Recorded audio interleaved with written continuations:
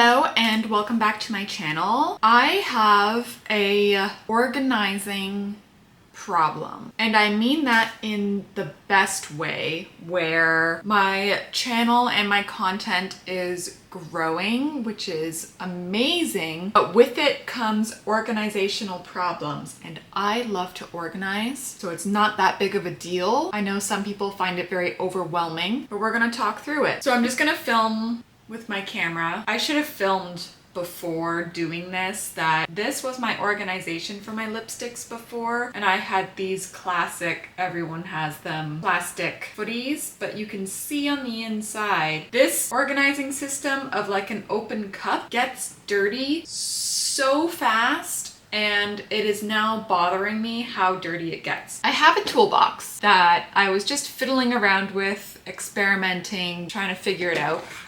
And I was like, what if I turn it sideways? And then, hello. I can store my lip products in like this. But then I was running into this issue, where some of the lipsticks are just the right height to get stuck.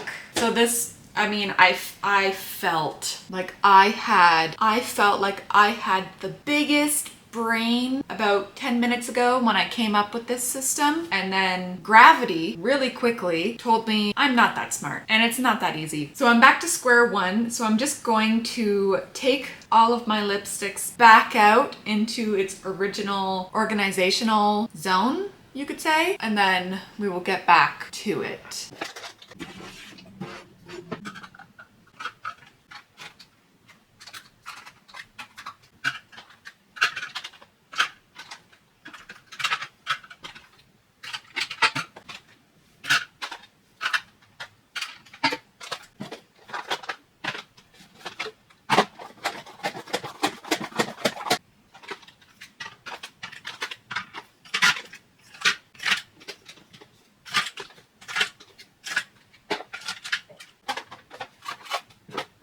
The toolbox is going back into storage. One day, I swear, we will figure out what to use this for. It was just from my grandparents' garage when my grandmother passed. I wanted this because I know they're so helpful. Like when I worked as a cake decorator, we used these for the cake tips, piping bag tips. And I've seen people on like Pinterest use it for other things, especially if you do a lot of sewing for like buttons or your needle types and things. So I know this has a use for us. I just haven't found it yet. So it's gonna go back into storage. One day I will figure you out. You and me, we're gonna get there together one day, but today's not that day. This is the problem that I'm having keeping things in open storage, because my makeup is right beside me, which means my face powder, because I like loose powder, it goes everywhere, and I really need it to be more clean because this is driving me crazy. Basically, right before filming, I was like, okay, I need covered storage,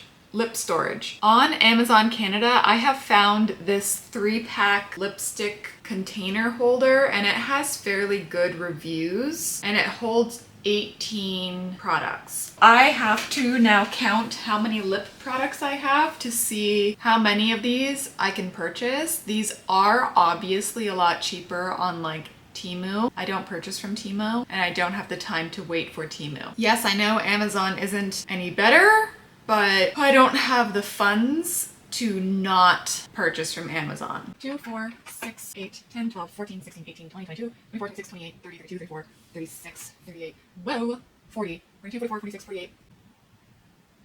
Okay. How tall is this product? Package includes 3 pieces acrylic lipstick holders, holds up to 54 lipsticks in total. Each piece measures... I need a measuring tape, hold on. Okay, that was exciting. I almost had a bunch of stuff fall on me. Love that. I love that. Okay, so it's 6.9, so it's basically 7. Basically 7 by 3.5. 3.5, really? Okay. 3.5. 5.2. 54. So I need to order 2. Like, I really like these clear acrylic ones. I just wish some of them would come with a lid, because I don't need a lid for every single one, but I don't need a big giant organizer either. Or maybe I'm just, that's a pipe dream and that'll never happen, and I shouldn't expect it to happen. Maybe, I don't know.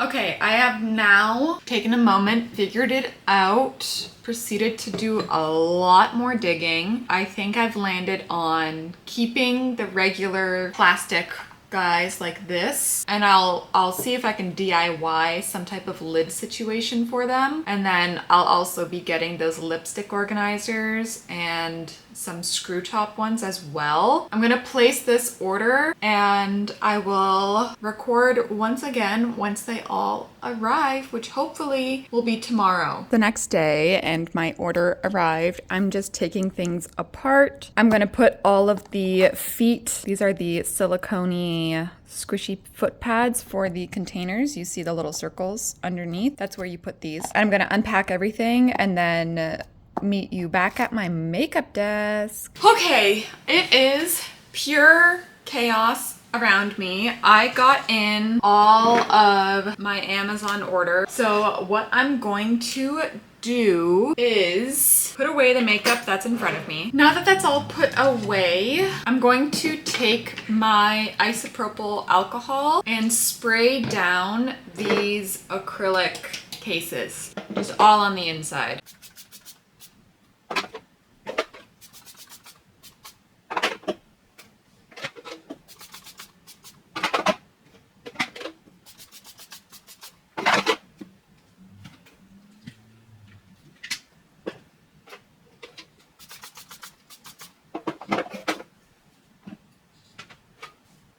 Okay, I'm going to put these clear circular tubes to the side for now because I don't think I need these just quite yet because we're figuring out lips first. So these are the containers now. I'm going to fill them as logically as I can, and we will see how many get put into storage.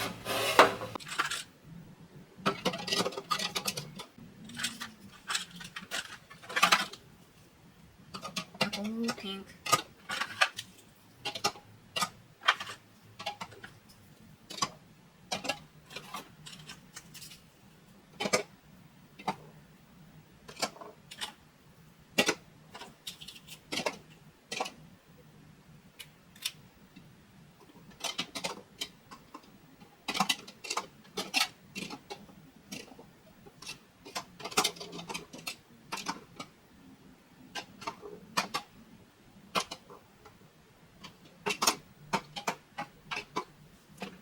Okay, this one is all of the Sleek Satin MAC lipsticks.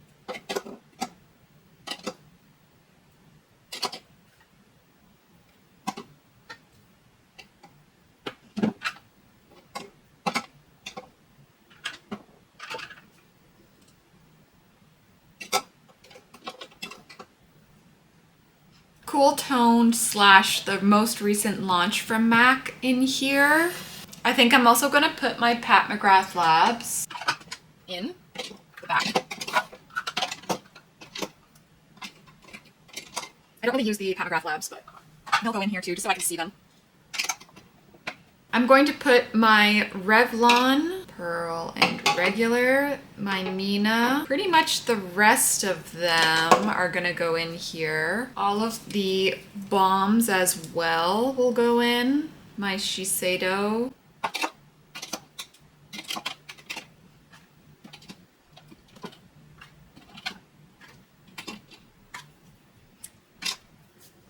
I feel like I'm missing a few. They might be in my purse. So 2 of these I don't need. This one is going to be lip glosses. Does it close? Look at that. Oh, satisfying.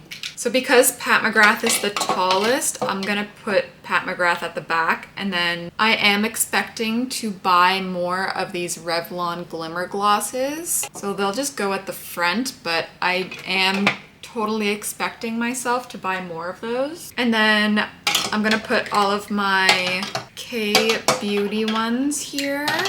These are all from Colorgram. They're kind of like glossy, tinty products. Then, because I got more of these acrylic containers, I can now do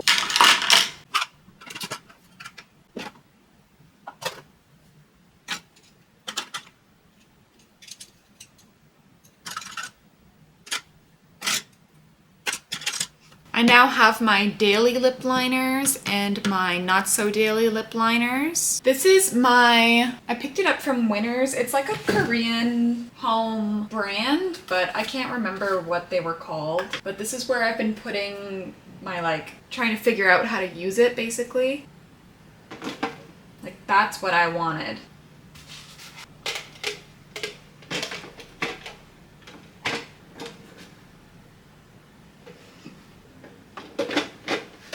Okay, I feel like I'm getting somewhere. We're getting there. Getting there, getting there.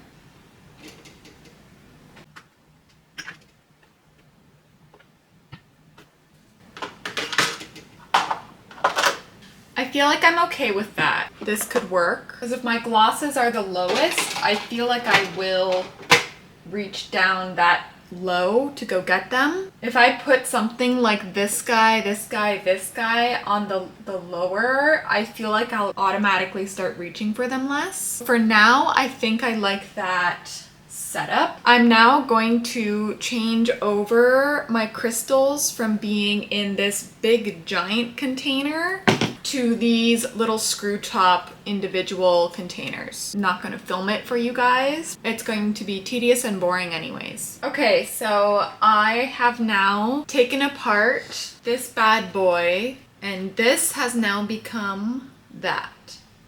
So it is much smaller. I still have the specific Swarovski package on them, and they're just organized by the crystal size and their respective colors just to keep things nice and organized. But yeah, I'm now stuck with a bunch of extra bits and bobs, so I am just going to go about the rest of my organizing alone without you guys, because I have to, it'll probably take a few months to really see what the flow situation is like. This is now the second half of my video. I made a post on my community tab asking if you wanted to see a little bit more of how I organize, because what you just watched was content that I literally thought was going to be twice as long as it actually was, and after editing it turned out to be so short. I said that I can show you guys my Excel spreadsheet, and that's how I keep my makeup in line basically. And I was overwhelmed with how many of you were actually pretty into that, because I bring up Excel spreadsheets and some people, their eyes glaze over and some people get really excited. So if you were one of the people who said you didn't care about the Excel spreadsheet, I totally get it. And this is your stopping point for this video. Or if you choose to continue watching just for the vibes, I really appreciate that, but I totally understand if you are gonna check out at this point in the video. For everyone else who is staying to continue watching, I know for the most part, a lot of my videos are very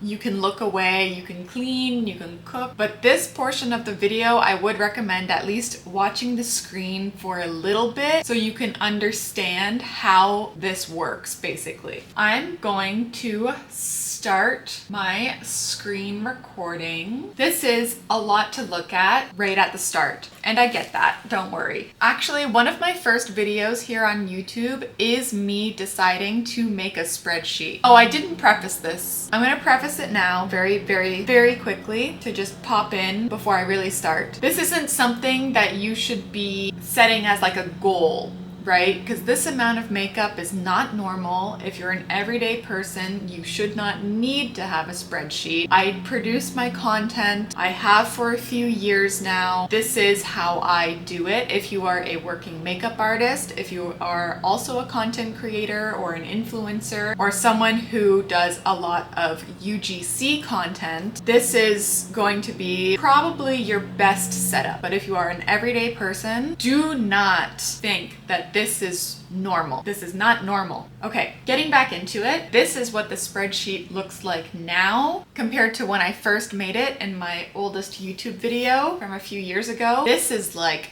next level generation. This is now, my previous spreadsheet was basically the grandma, and this is now the great grandchild of a spreadsheet. So how I have it organized is I have a bar at the top that just says it's the makeup spreadsheet, my tabs at the bottom. There are multiple tabs to be organized. And what you basically want to do is you're making it a table. Once you format everything into a table, from there, you're good to start filling it in. So what I have found is I absolutely need to have product type in the chart for sure. And it's one of the first things you look at. Just for ease, I find it's easier to organize by what I'm looking for versus what brand I'm looking for. But if you find you would be more prone to looking for your brand first before the product type, then just do that first, right? Like you can totally customize this kind of thing for you, for your makeup. I go by product type first, and then I go into my brands. And the reason why you want to format as a table is because you can then select your filter. So within brand, if I'm like, ooh, I really want to just look at what I have from, what do I have a lot from? Let's go MAC, because I do have quite a bit of MAC. And now I can see all of my MAC products. But don't look over here. We're getting too far ahead. I'm just gonna clear my filter from brand, and then we go back to normal. It's a lot easier to format it as a table than doing individual. For the longest time, I did have it set up as individual, just writing it right into the Excel document. And it gets too difficult when you start to add and take away products, which we'll get to later. So then I go by what the product is, and this is the full name. Just like if you're filling out a legal document, product is its full legal name. I want first name, middle name, last name. That's what this is for. And it's especially good when brands may start to change the name of the product. Then you have the original, and then you can kind of see what they've decided to change the name to. Color is color. That seems like a pretty obvious category because you can have a matte lipstick and then you have multiple shades in a matte lipstick. When it comes to the cost of the item, I used to just put the price of the item all in, including tax. But when it comes to tracking your taxes and all of the more boring parts of the job, if you could consider this entertaining in any way, I hope you do. I find it entertaining. What I do is I do the price of the item and then the tax, which is always for Ontario times 13%. And then, oh, I guess I'm not recording that section. I don't have it recording my function setting, so I'll tell you the math. This is just a number in the price section. You put in 92. And then in the tax, what you do is you do equal sign price times 0 point whatever your local tax is. For me, 13%. And then that's how the total slash item total gets put in. It's just A plus B equals C. Very simple. And then a very important part of the sheet is the gift or purchase category. It should be, I mean, I don't want it to be a super long title, so I have it as gift or purchase. You could do PR or purchase, but I just like having the gift or purchase as the header. And then what you do, your formula bar, and within the formula bar, you can do a new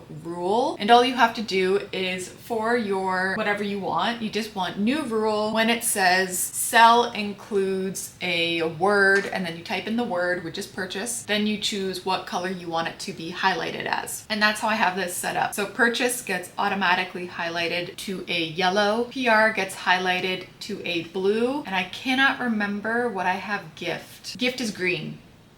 And that's like samples, maybe birthday gifts, anything like that, that would be under gift. I have a gift or PR from, because if you don't have this column, it can get very confusing when it comes to the price of the item and where that item came from. For here, I have my MAC products come from MAC Cosmetics Canada, but my Maybelline products come from McIntyre PR Group because that's who Maybelline uses within my area. They go through McIntyre. Same thing with this Colorgram section down here. My Colorgram products came from Olive Young Global, right? So this is a very important category to have. So you can keep track of where your PR is coming from because you want to track that and you want to say thank you to the right people. When it comes to the price of the item, it's very important because looking back at a product price, you might be surprised if you don't have it tracked that you actually got it on sale or you actually purchased it with a 40% discount. Because when you go back to buy the same product again and you're like, wait, why is it $70 instead of $34? Then you go, oh shoot, I actually bought it on sale the first time. I always like tracking the cost that I pay. I want to know what I paid in the year that I paid for it because within the few years I've had this Excel spreadsheet and the repurchases I have done, like with MAC Fix Plus. I think I had some blushes that I repurchased from the same brand like Dior. The price increases and you would be surprised at how much the price increases by. I've had things increase by $1 or $2 and I've seen things increase by like $10. But that's more for skincare, I found. The PR year category is something that I just added this past tax season because I was having a hard time keeping track of what year I'm supposed to claim this product for. Very important. You want to do that. You don't want to cross your eyes thinking back before things get too out of hand. And then my favorite section, the expiry. Oh, this is the reason why I made the spreadsheet in the first place. I was getting too many products and I was losing track. This is even back in the day, like a few years ago. I was losing track of the expiration date of my product and forgetting exactly when I got it, when I opened it. So it was getting really confusing. So I made the spreadsheet mostly for this section. This whole section is actually really nice because it actually has every single reason why I keep it. So we're gonna use this MAC foundation line as an example. So I got this foundation this year. I got it and I opened it the same day. So January 6th is when it opens. On the packaging, it says it expires after opening after 24 months. So I put in 24 months because you need the expiry after open column so things make sense. And if you want, you can hide this column. You don't have to look at it, but I like seeing the expiry after opening dates when it comes to the same products because you'll be surprised how many like eyeshadows. Some eyeshadows are like 6 months after expiry and some of them are like 34 months after expiry.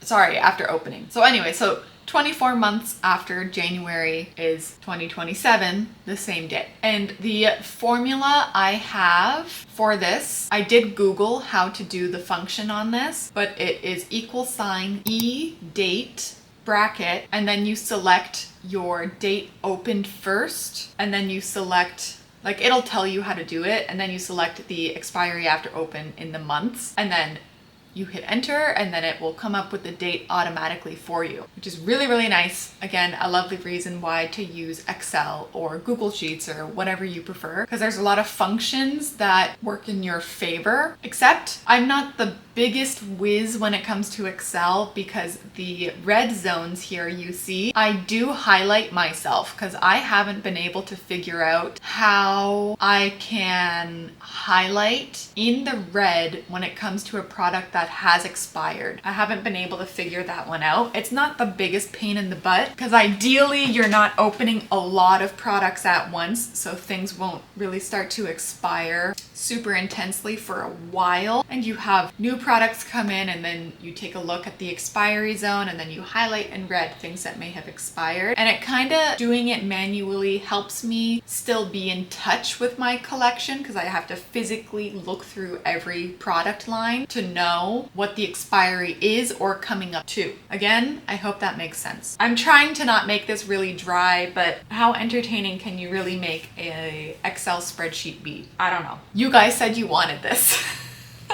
Maybe there's a more entertaining way I could have done it, but it's a bit dry. I'm so sorry. So anyway, so anything highlighted in red is expired by the company's standards of what they put on their product. We all know for some products, it can be a suggestion. So if I scroll down to my eyeshadows here, these MAC ones that I purchased, it's not on the packaging.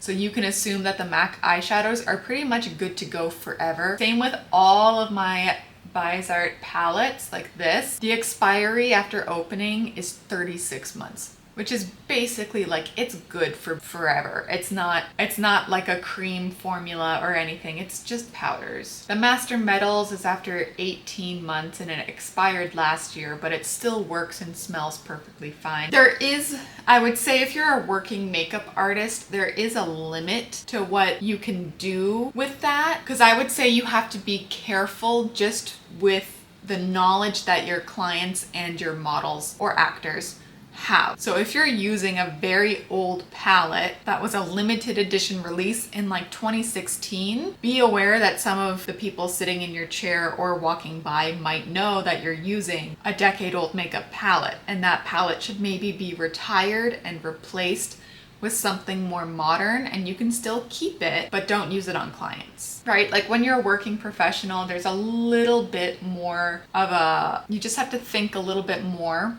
when it comes to the powder products and their expiry. Even though we know it's not really expired, it is old, and you shouldn't use decade-old eyeshadow on clients. I feel like that should be common knowledge, but maybe it's not. I'm speaking from experience. I have had decade-old eyeshadow palettes that I used to own a decade ago, used on my eyes still to this day. Please don't do that if you're a makeup artist, because it gives me the heebie-jeebies. Even if you've cleaned it every time after use, which I highly doubt, please don't do that. I think that is pretty much my whole walkthrough of this. Oh, you know what? Let me show you the skincare, because my skincare section is different. Keeping track of skincare, let me just double check this. I haven't looked at it in a hot second. So when it comes to skincare, yeah, so for skincare, I really don't keep things very long. I have a product at a time, basically. So for my face masks, this one's a bit more different just because I'm not a skincare person. This is just for me and my own knowledge. So we have, again, product type. We have product name. We don't really need a shade